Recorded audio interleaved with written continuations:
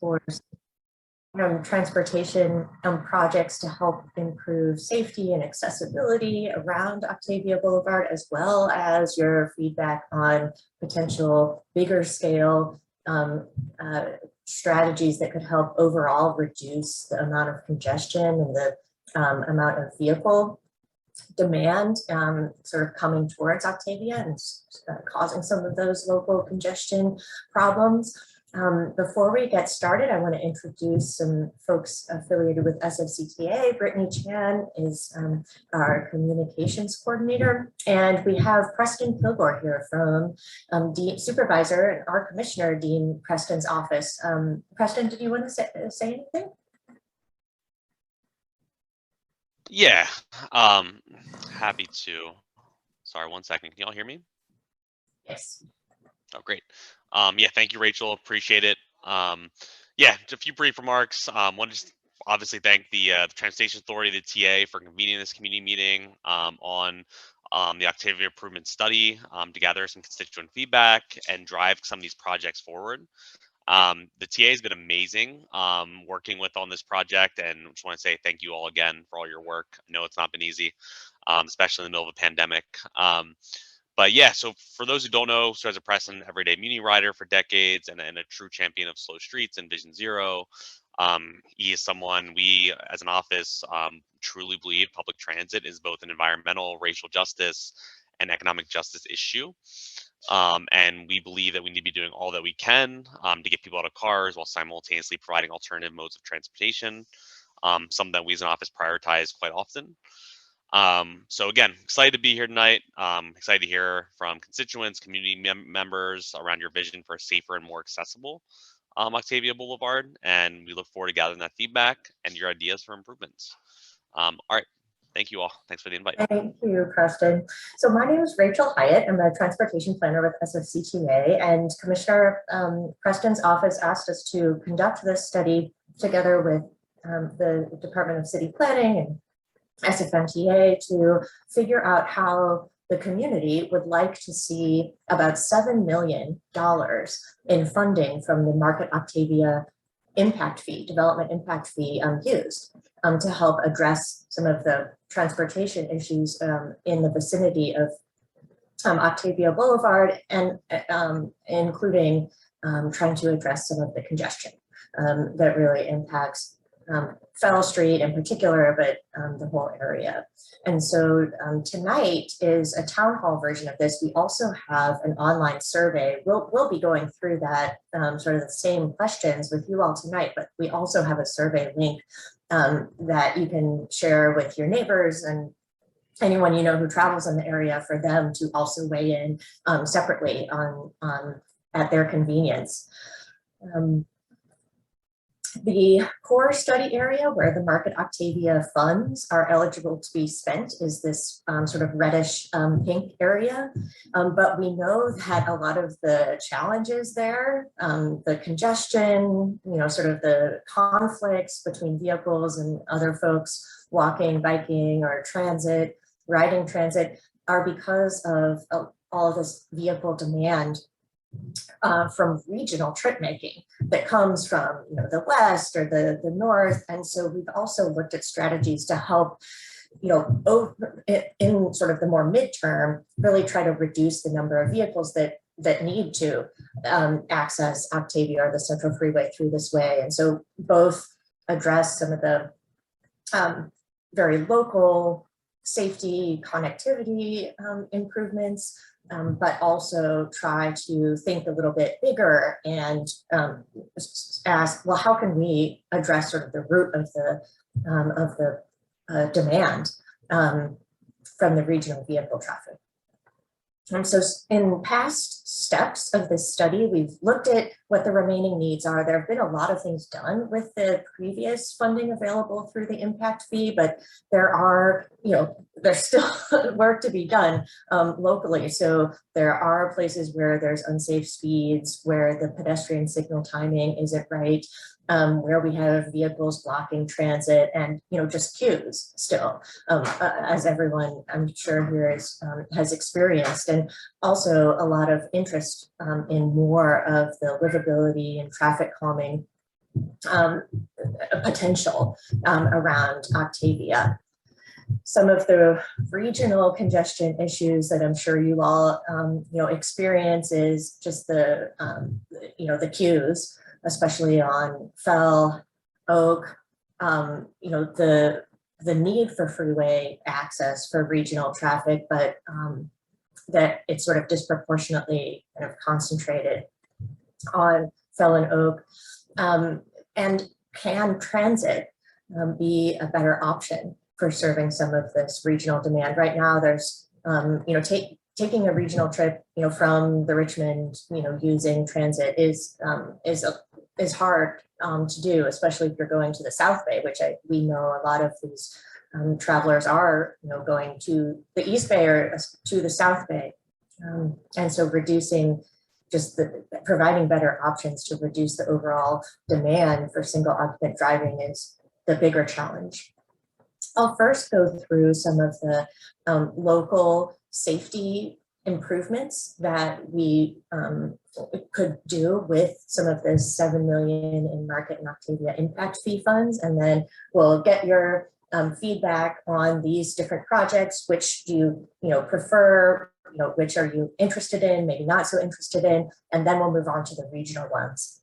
I do also want to recognize that there are, a lot of things going on in the neighborhood, even as we talk about, these additional project ideas. There's improvements that MTA is making and will be not in construction yet, but they're initiating the design for providing longer pedestrian signal crossing time on Fell and Oak Street. A lot of this sort of upstream towards the Panhandle, but to make that a longer crossing time for folks. MTA is working on making permanent the Fell Street Panhandle bikeway.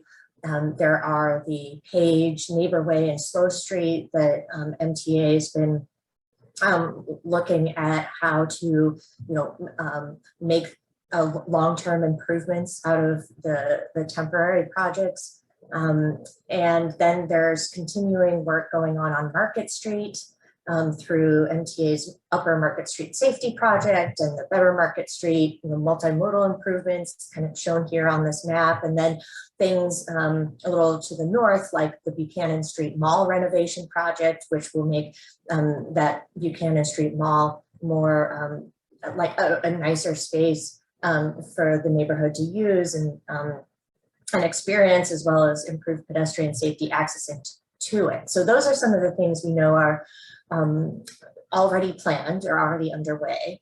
So for looking at additional improvements we could make, kind of sort of the toolbox of ideas includes more use of leading pedestrian intervals, so giving more time for pedestrians to start crossing before the light turns green for vehicles, making pedestrians more visible through bulb outs at corners, reducing conflicts through more potential turn restrictions, such as onto Octavia, special signal phases.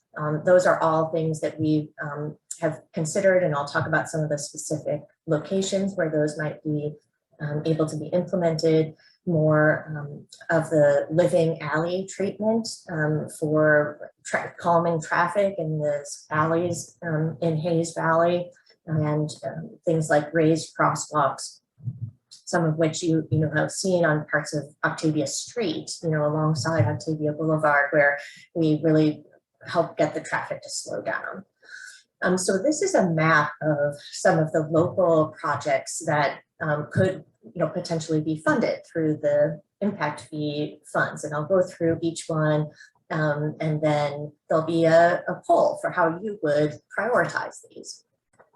So first is more bulb outs at places that currently aren't planned to have them, improving pedestrian safety by extending the crosswalk and making pedestrians more visible, and reducing the crossing distance. And so there are places along both Fell and Oak where they aren't currently planned to go in, but we could do, such as at Buchanan and Webster. And then also on Laguna Street, like at Turk and Golden Gate, are other locations.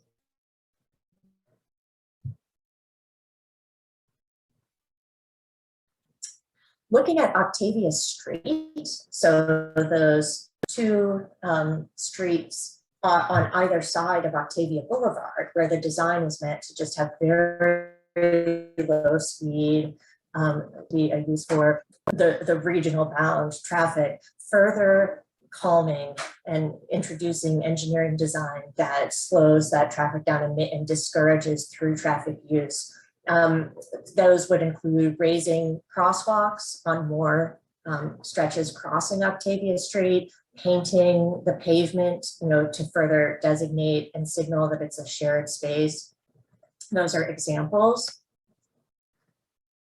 As are living alley treatments, and Lily Street and Rose Street, we're aware, are two alleys where there has been past interest in seeing living alley treatments installed, and could be an eligible use for the impact fee funds.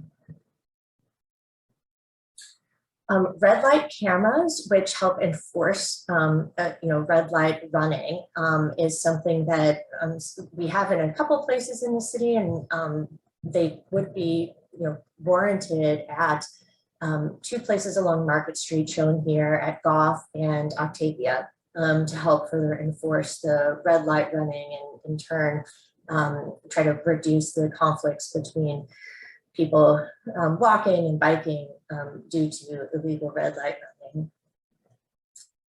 We saw still instances of vehicles blocking transit on Hayes Street and Haight, often either double parking or making parking maneuvers. Some next step for looking at how to reduce the instance of double parking on those busy sort of neighborhood commercial streets would to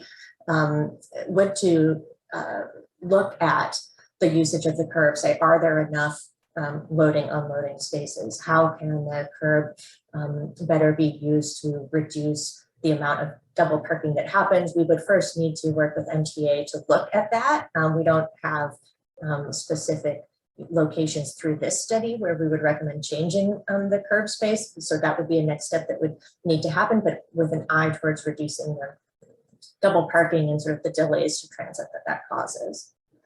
And then a couple last things. So this idea would be to focus on the part of Fell Street that's going westbound sort of before Octavia Boulevard, where folks are turning left from Fell onto Octavia, or going through, from Fell, where they're to the east of Octavia and they're going west. There's a lot of conflicts that happen there. And so a dual left turn from Fell onto Octavia would help sort of reduce the queuing a bit and improve the delineations for which vehicles need to be where, and put in a more pedestrian lead-in time for pedestrians crossing, so that pedestrians have more of their own phase, so that they can get out and be visible and have more time and opportunity to cross without vehicles also trying to turn left. And so that would be on this part of, this is the intersection of Fell and Octavia. This is Octavia here, this is Fell. And so right now there's just this one left turn from Fell onto Octavia. And that's the area we're talking about.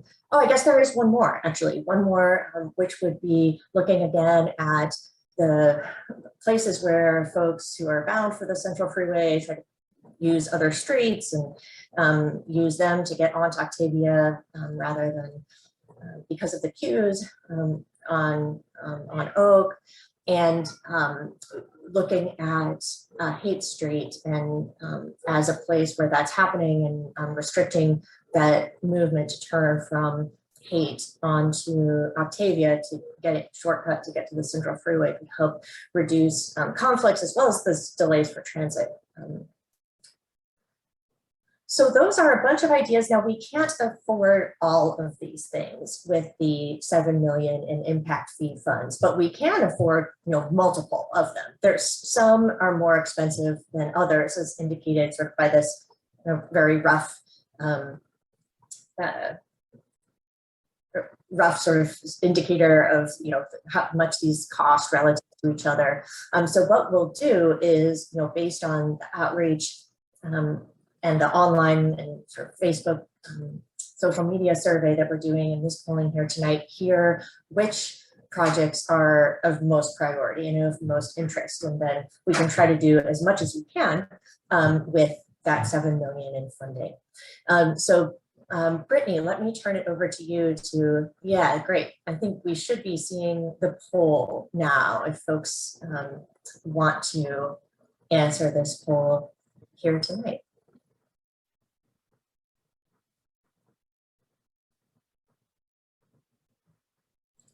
And for that second question that reads, please rank how you would prioritize the strategies.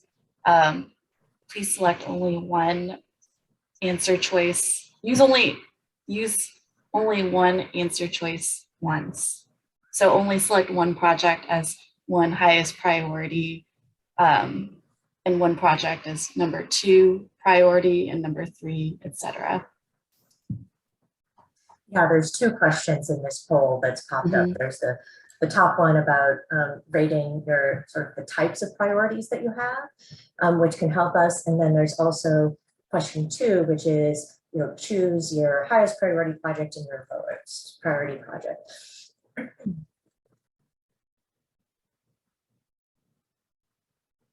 And we will make sure that everyone here gets the link to the survey itself, which is something you can share with, you can take it online and outside of tonight, share it with your neighbors, other folks who would be interested. So we're going to have our work cut out for us because there is a really wide perspective on priorities, and folks would actually ultimately different folks would like to see different things as the top priority. That's not surprising. Well, what I can take away from that is that we need to have a good balance in whatever the subset of projects is that is implemented first. Make sure it's a good balance rather than just sort of one type of project versus not just livability or streetscape improvements, but we need to also address pedestrian and bikes. We have safety projects in there as well as parking and vehicle access strategies. And Brittany, you just let me know when we should close the poll. Yeah, it looks just about everyone's taking it, so I'm going to go ahead and end it. And then here are the results if people are curious.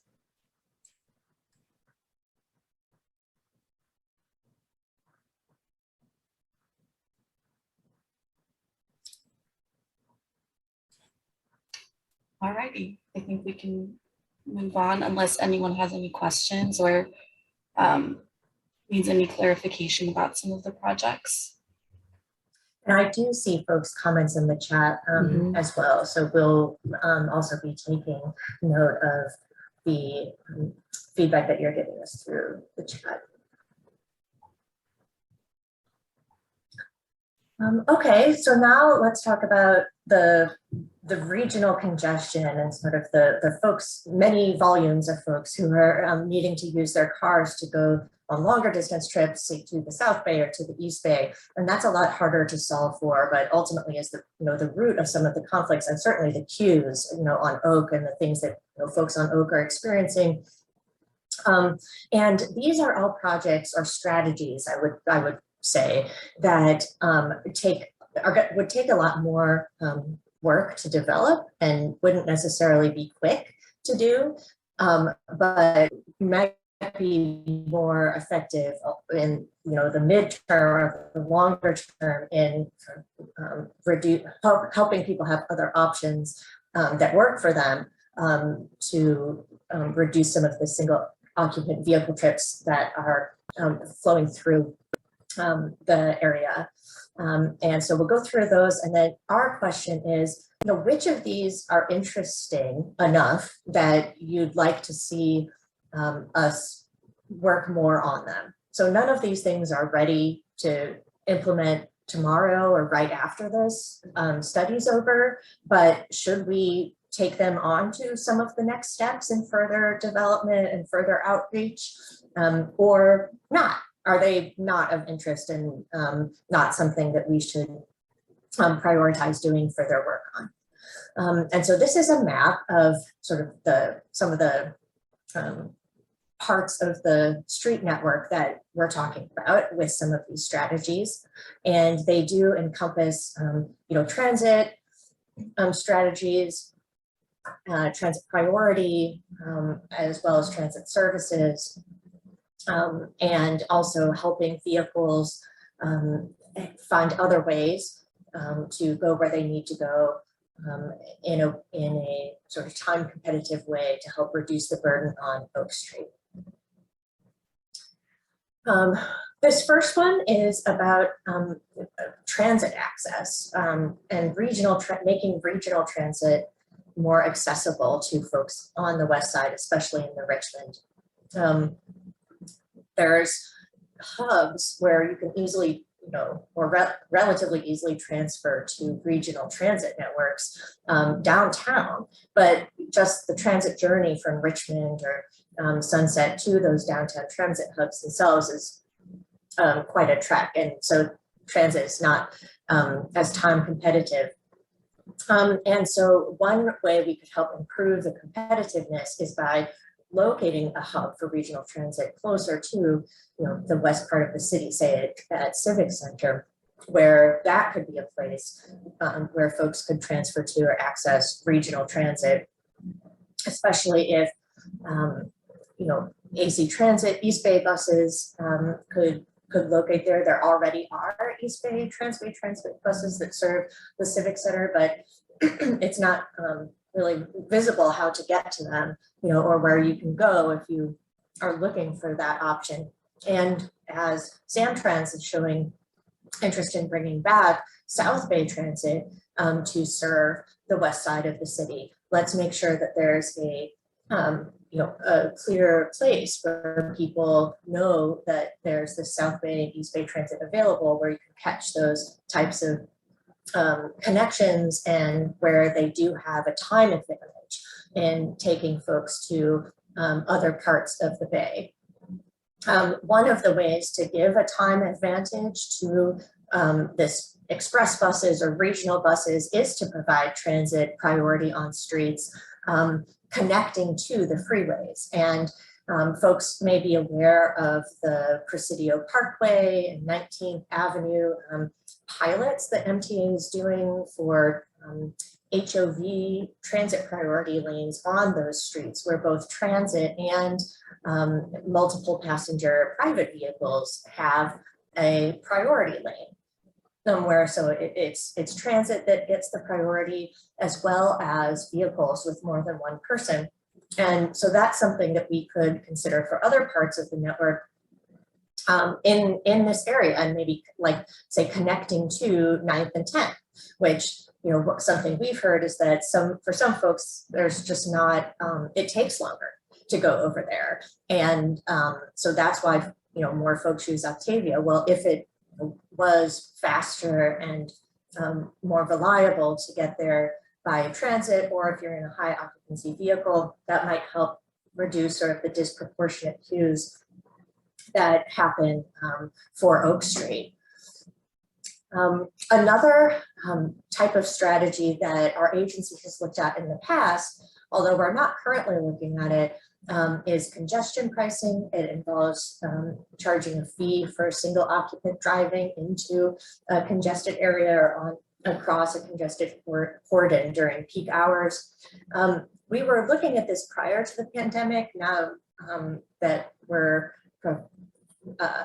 still recovering from the pandemic and not sure how traffic patterns will sort of emerge into the future, where that work is on pause right now. But if it was still felt to be needed, that's something that could, include Octavia Boulevard in it and help reduce demand out of the peak, is one of the intents behind this type of peak pricing strategy, is to help shift some trips to less congested times of day.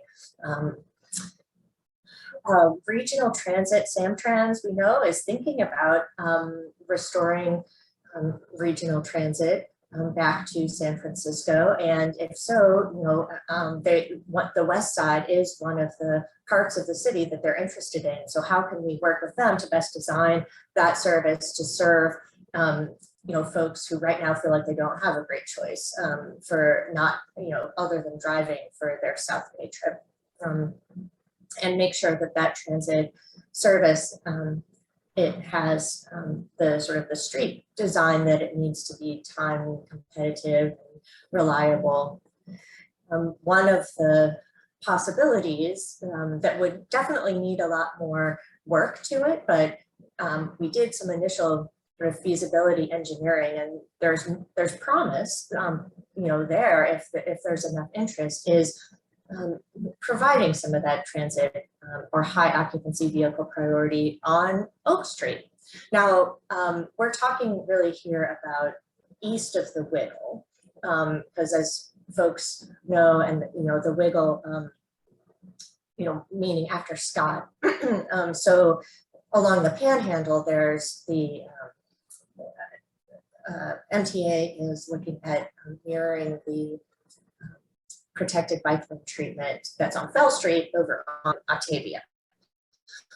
And so to have that treatment in both directions, but that then connects after Divisadero, that connects to Scott Street and the Wiggle, which is the road cyclists primarily use. So is there a way to reduce the amount of queuing that's happening along Oak and be able to get transit or high occupancy vehicles through that queuing in a more reliable, faster way to incentivize trip sharing. And so a way that we could pursue to think about that is through the first step would need to be signal timing. So right now that queue is all bunched up down on Oak Street, trying to get onto Octavia. If the signals were such that that flow was better metered up along the previous blocks all the way up to Stanyan, rather than concentrated down at Oak and Octavia, there could be, just like will be done with the Panhandle, ways to repurpose that street space, some of it, to either do pedestrian safety or to prioritize transit or high occupancy vehicles. And there's a lot of different options for the ways to use that space to help make Oak a more person-friendly street, such as with pedestrian bulbs or wider sidewalks on that stretch, or again, transit priority, accessing the freeways or even continuing on to downtown, and especially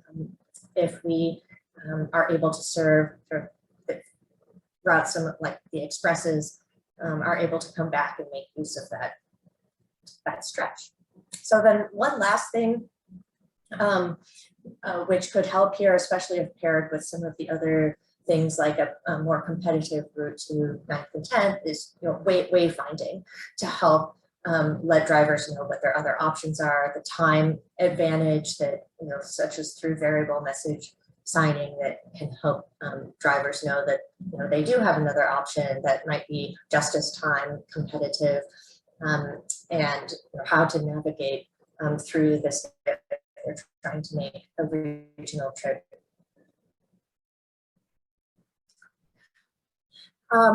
So these are some of the ideas we have. Again, they all would need more work, in some cases a lot more work, but they're also the type of things that are, bigger picture with really an eye towards helping reduce the overall number of vehicles that are trying to drive, especially during rush hours, on and off the Central Freeway. And so we would love to know which of these things are of interest and worth thinking about further, which things are not of interest, and not something that you would like the city to consider, or the SFCTA to consider looking at further. That's the question we have for you. And let's see, Brittany's put the poll up. And Rachel, I also see there are a few questions in the chat. Yes, let's see. Okay, let me scroll up. So why isn't Octavia Boulevard including the Central Freeway area for regional access consideration? Well, we think it should be. I mean, that and someone else asks about that. How about a regional transit hub in the Richmond or Sunset? I think we agree with the direction of both of those comments, that there really is a need for there to be a regional transit hub, not just downtown. So we would need to consider different options for where that might be. Maybe it should be Richmond or Sunset rather than Civic Center, Octavia Boulevard,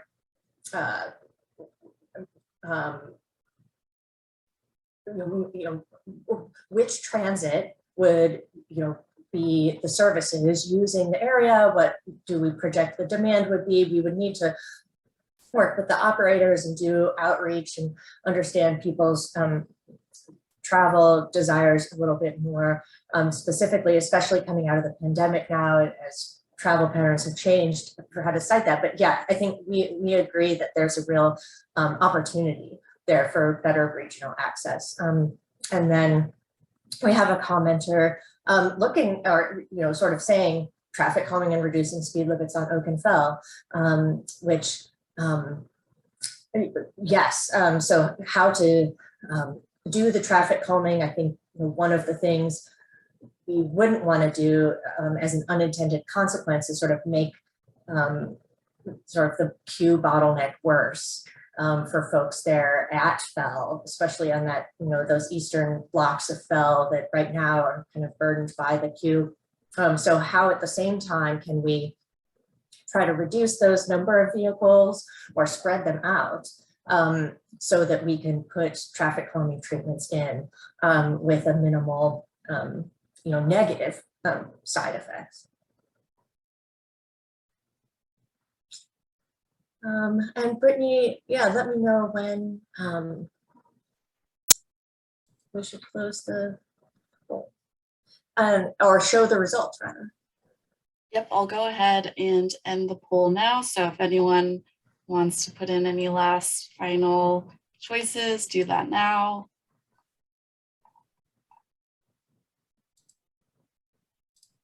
And here are the results. Cool. So in the previous section, there was a lot of variation in people's interests. So people's interests were not all focused on sort of one type of project or another. And there's basically very similar responses for some of these regional things. There's, for almost all of these, the only thing that was unanimously of interest is the designated lanes for transit and carpool idea.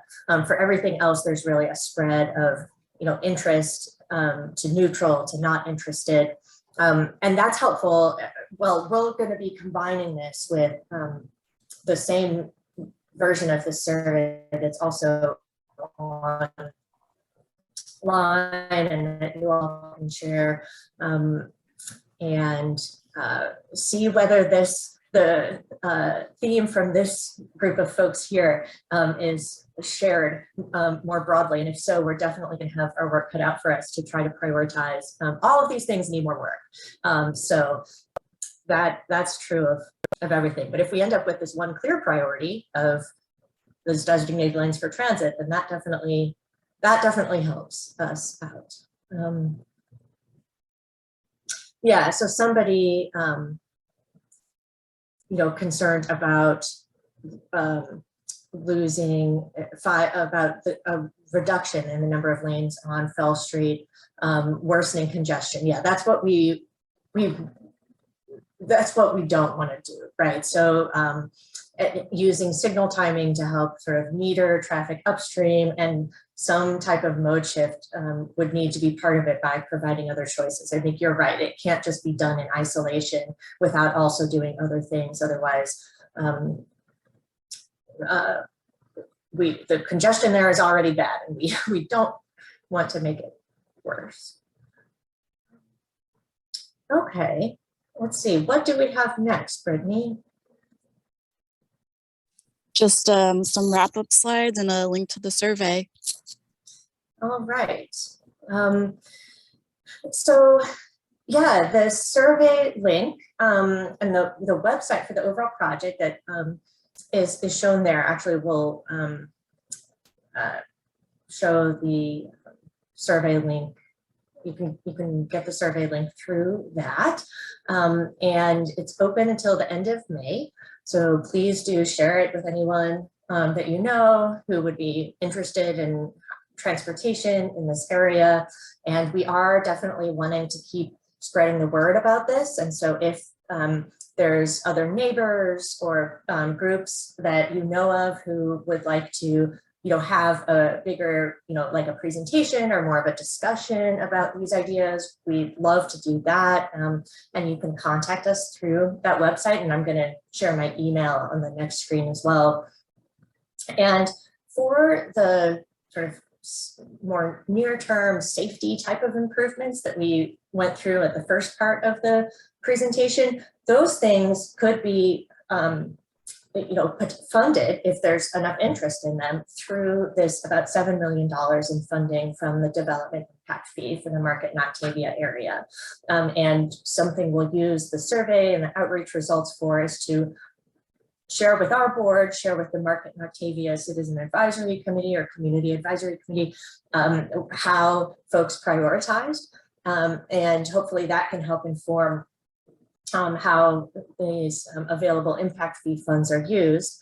And then for the longer term strategies, it'll help, those aren't things that really can be just directly implemented by the impact fee funds. They're just not ready in that way yet, but there's potential other SFCTA funding that, if there's interest, could be used to try to take some of those ideas that are of interest to the next steps. And daylighting corners on Oak Fell, yes, that is, there's more corners on Oak Fell that could be done. So this person might be suggesting that in lieu of bulb outs, there are those kind of locations for potential bulb outs on Oak Fell and Laguna that we identified, but they also could just be daylighting more on those corners. So here's again the website where the survey is, and also my email to reach me if there's other folks that who we should talk to. And we appreciate you taking the time on this really beautiful evening to join our town hall. So thank you very much for your interest. And you can also, if you didn't already hear about this through our email list, you can sign up there on our website for our email list, where we will be sharing the results in June after we do some more outreach. We share the next steps for what people prioritized and what we'll bring back before the board for their consideration.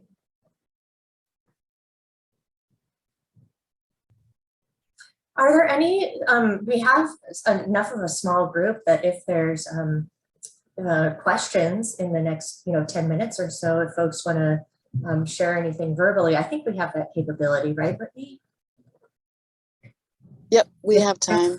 Okay, if people want to raise a hand, if you have something you want to share verbally, or we are making note of everything in the chat.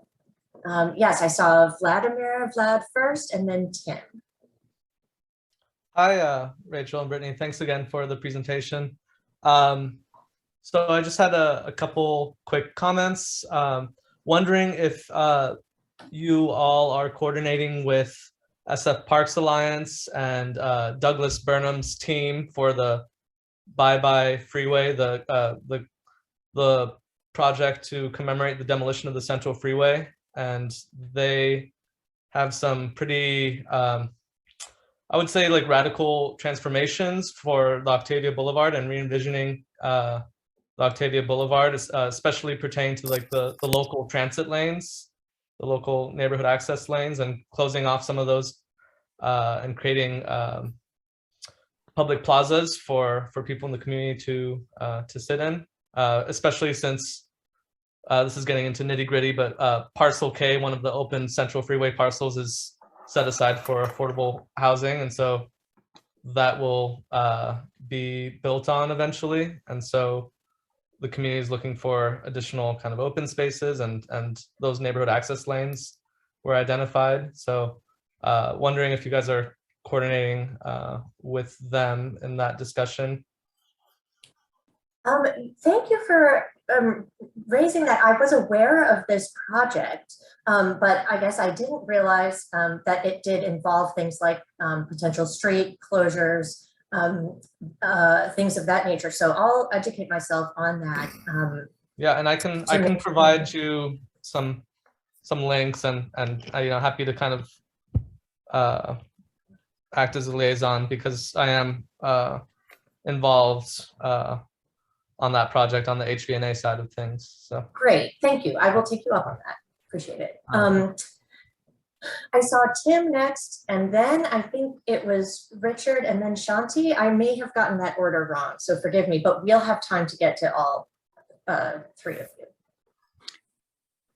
Hi, Rachel and Brittany. Thank you for hosting this, and it is informative and helpful. I'll send it out through some social media that I can. And I did want to ask, though, if you have seen and are aware of the feasibility study that the MTA created for a permanent bike lane along Fell and Oak adjacent to the park. It was from 2000.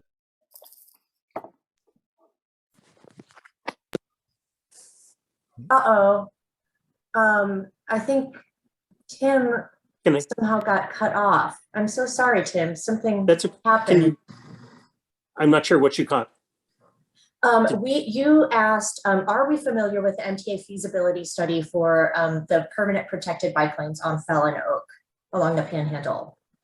Yes, and I was wondering if there's any, and I know that there was a, CTA funding approved for Oak Lane, which is great, but I'm wondering if there's any consideration or ability to incorporate funding for permanent Fell and Oak bike lanes, which was actually really affordable at the time, of like $3 or $5 million, but maybe some of it, or at least a bit of help to make that permanent. Yes, so I am aware of that, and actually I understand from MTA that they are going to make the Fell part permanent, and that is there is funding to do that, and that the Oak part has not been funded as a permanent project at this time, but there is SFCTA sales tax funding, the Prop K funding to do that, if that's something that MTA decides to do. So there is funding for that if that's ultimately a future step for that change. Great, thank you. Okay, let's have Richard and then El Shanti. Hi, Rachel. Hey, Brittany. Actually, I'd like to comment about a few things as far as a pedestrian. I've actually filled out your survey and things like that, but I really find it kind of weak on for a pedestrian in Vision Zero is where most of the intersections I live at Lilly and Buchanan. So I cross Oak, Bell, Goff, Franklin, all of the high, high traffic areas. And it's interesting that you were talking about reduction of traffic. Probably one of the most common is delivery trucks. And in your plan, and I submitted when you ask us to do like dedicated commercial drop-offs.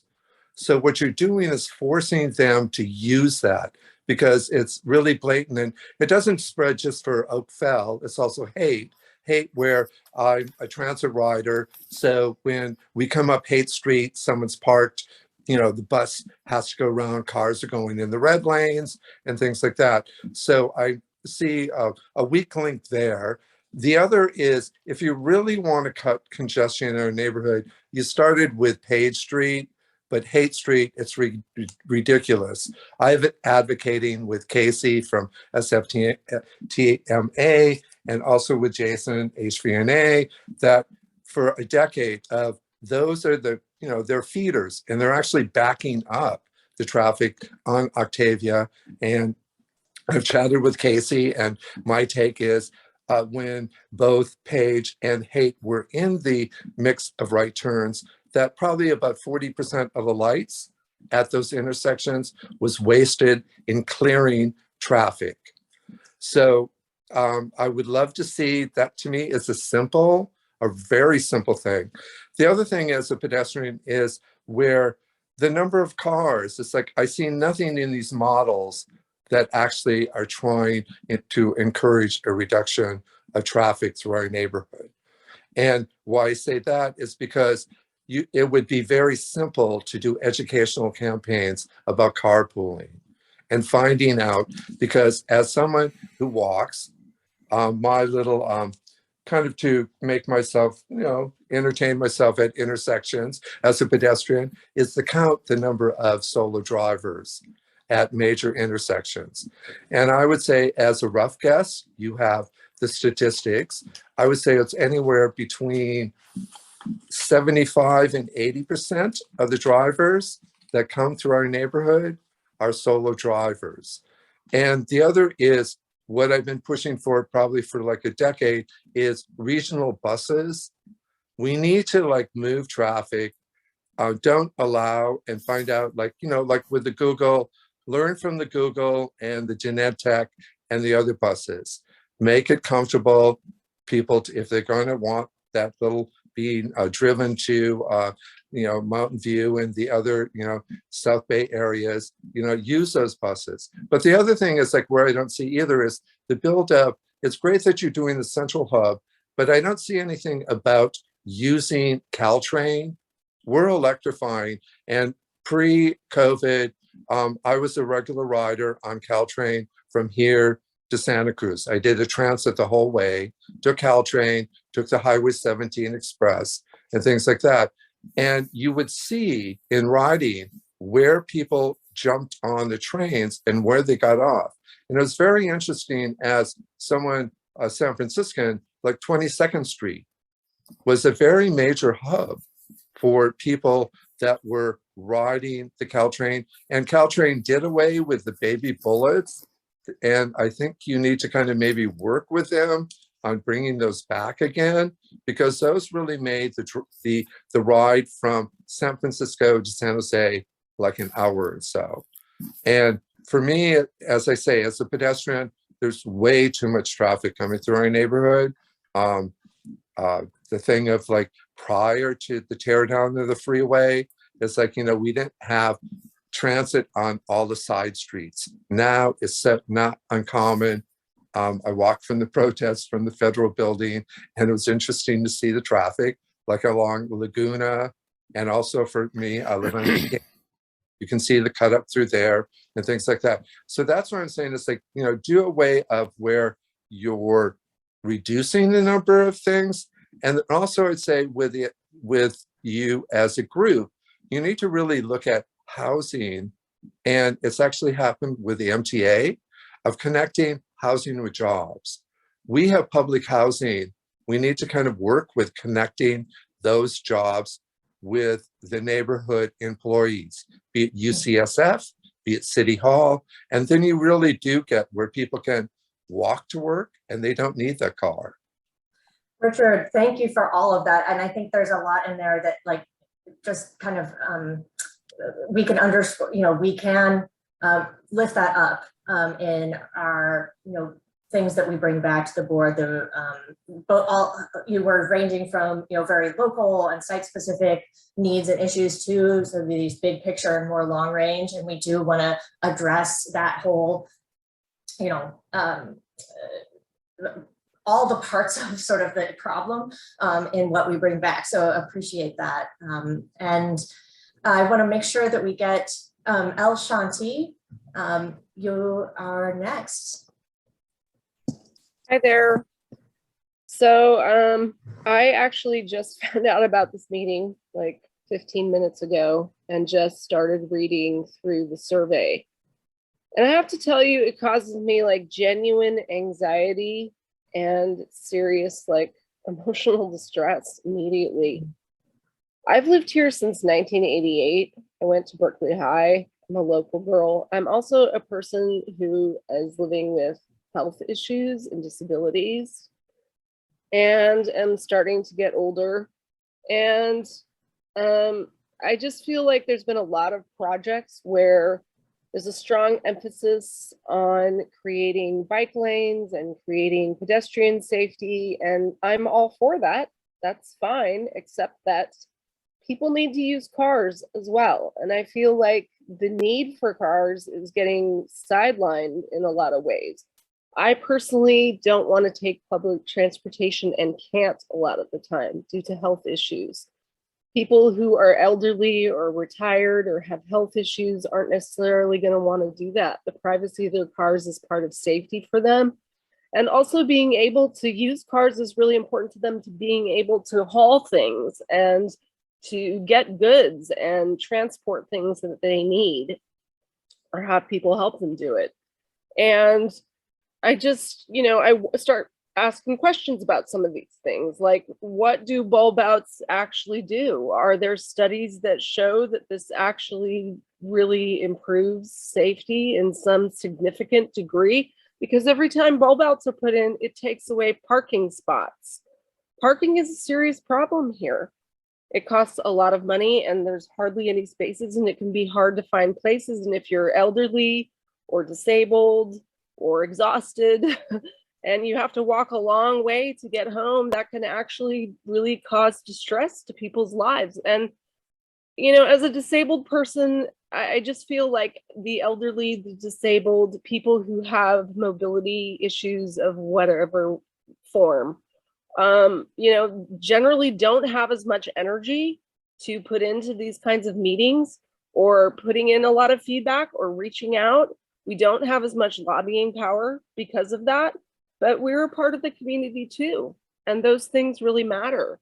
And, I want to have a lovely, community and environment and, less traffic and peace and quiet and everything too. But the practicalities are that I live in a city and I need to be able to, not be restricted from being able to live here. Things like the high cost of, parking and transportation issues and the increasing, problem with me being able to use public transportation so easily are very real for lots of people who aren't necessarily capable or able to call into these meetings or even know about them, like I say. And that also matters. So I just want to say that considering those things is really important. And I'm asking a question too, like, how much of the population are bike riders compared to people who need to use cars because of, being elderly or disabled, etc.? Do we know these things? I get worried that certain groups that have the most energy and lobbying power just end up having the final say when they're not necessarily the majority of the community. They just are, it's a kind of ableism comes into it, where they're just more capable of fighting for what they want. But this is, really important to me and a lot of other people's. I'm actually a contributing member of Senior Disability Action, and they're very limited in what they can do. And all the members are very limited in what they can do and how much they can speak up. But this is really important, and it's actually creating displacement from the city even, because people, they're like, if they can't have their car here and they can't use their car here, then it's creating a real problem for them to be able to live here. And, I grew up here. This is my home. I don't want to be displaced. So I think those things are important to, really consider. And I would like some information about those questions I asked. One other thing Yeah. I'd say is things like red light camera enforcement or any kind of surveillance very much also concerns me. I don't think that red light camera is necessarily a bad idea, but I'm very concerned about how that would actually work. If it's going to be surveilling a general area and law enforcement or other parties can then use it to surveil people or use it for nefarious purposes, I'm not for that at all. And I think that should be considered, because one of the things a lot of people like about living here is that we do have strong privacy laws in that regard, Right. as far as surveillance cameras go. Right. Um, Shanti, thank you. I'm sorry that it was so last minute that you found out about this, but I'm glad that you were able to join and voice these things. And I, recognize your concerns, and also that you're very much not alone in the concerns that you have, and that there are, plenty of other people who share your concerns. I would, if you are interested, I would love to talk with you further about the questions that you raised. I'm happy to do that. I don't myself know that I have your contact information, but here's mine here on the screen. And I can also share with you, I do know the folks at Senior Disability Action Network, so I can sort of share with you how we have outreach to them. If that would be helpful, yes. Thank you, Shanti. And I see Teresa saying thank you, Shanti, and some other questions here. So I mean, there are a wide variety of perspectives in this room, truly, and that was reflected in the feedback that we got, honestly, where there was no clear preference amongst the different ideas that we put forward. So it's given us a lot of food for thought, and we have some more outreach to do, and then reporting back to do. And we will be reporting back before our board, probably after their recess, so that we have time to do more outreach and then look at all the results and digest them. So if you know other folks who would like to take the survey or be in touch with us and have a conversation, more in depth, like Shanti would, please see my email there, and please reach out to me, because I don't automatically have your contact information. We do need people to opt in to be communicated with, and I'm really happy to do that. And we are have reached the end of the time here, but I'm glad that this was a size of a group where we were able to have some so this is one of our events. We are doing many events, and our survey, we've gotten over 600 responses on that so far. So we're going to keep doing more events, and if there's other groups that you want us to talk to, that's what we're here to share, and happy to do that.